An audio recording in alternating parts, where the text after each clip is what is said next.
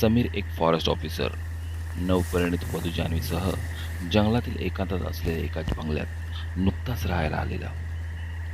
समीर जान्हवीला म्हणाला, "झोप नाही लागली का रात्री? सारखी चुळबुळ करत होती." जान्हवी, "हो ना, सारखी जाग येत होती. कसली भयानक चित्र विचित्र स्वप्न पडत होती." एकदा घाबरून उठून बसले तर समोर खुर्चीत तू बसलेला. बेडवर बाजूला बघितलं तर तिथेही तूच झोपला होता शांतपणे. पुन्हा समोर बघितलं तर खुर्चीत कोणीच नाही. मी खूप घाबरले रे. समीर, अगं झोपेत भात झाला असेल. बरं, मी आवरतो. तू चहा नाश्ता तयार ठेव. जंगलातील आतल्या भागात स्थानिक आदिवासींनी वृक्षतोड सुरू केली आहे असा आत्ताच मला मेसेज आला आहे. दिवसभर तिथं काय चाललंय ते बघावं लागणार.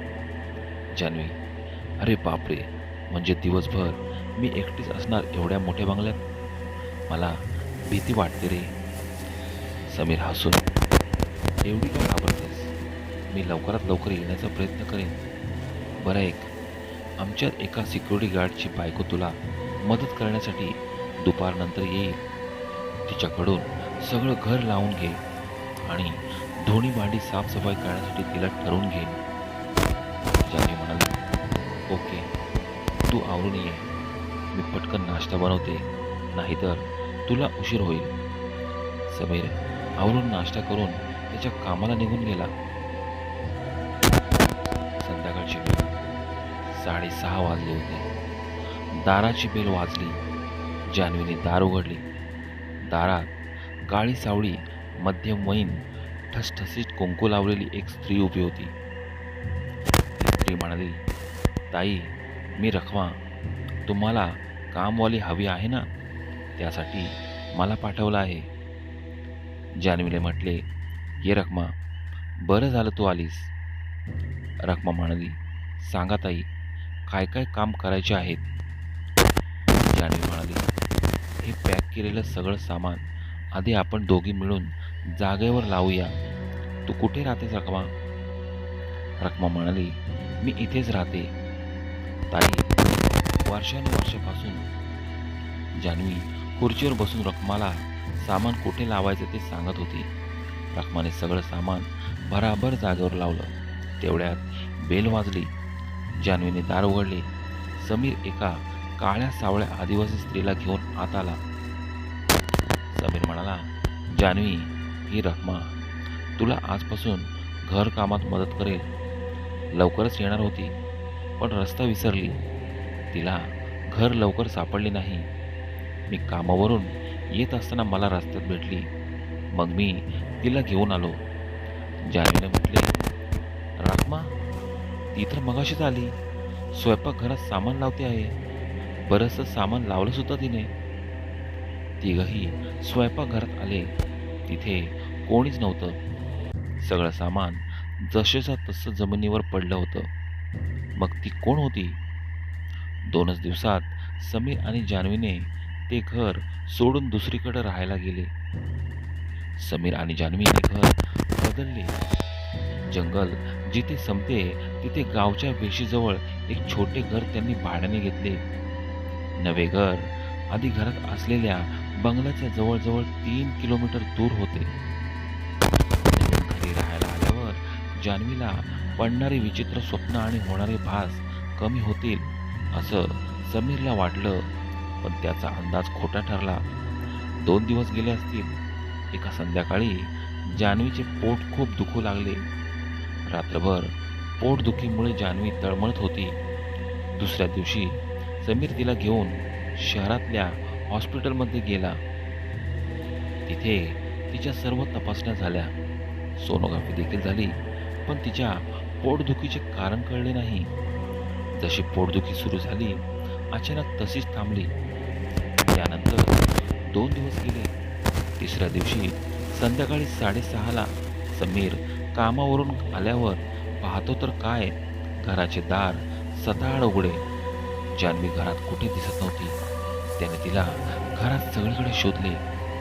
त्यांच्या घरी काम करणाऱ्या आउट हाऊसमध्ये राहणाऱ्या शालूला त्याने हाक मारून बोलावले.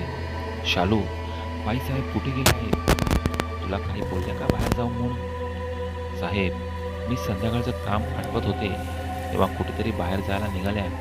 मी विचारलं, तेव्हा बोलल्या काहीच नाही. पण माझ्याकडे खूप रागाने पाहिलं. त्यांची तब्येत ठीक नाही असं वाटलं. जंगलाच्या बाजूला गेले आहेत. जंगलाच्या बाजूला गेली हे ऐकल्यावर समीरच्या पायाखालची जमीन झाली. त्याने आपल्या 2-3 सहकाऱ्यांना बोलून घेतलं आणि जीपने जंगलात जाऊन जान्हवीला शोधायचं ठरवलं.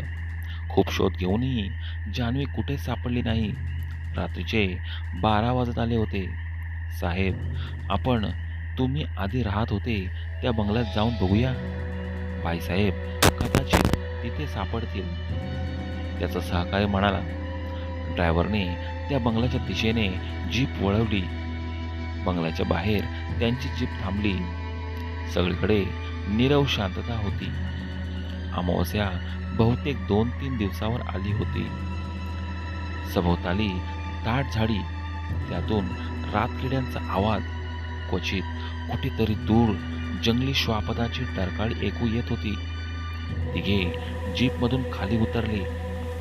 बंगल्याचे लोखंडी गेट उघडताना होणारा आवाज अंधार चिरत गेला. प्रवेशद्वार उघडे दिसत होते. तिघेही आत आले.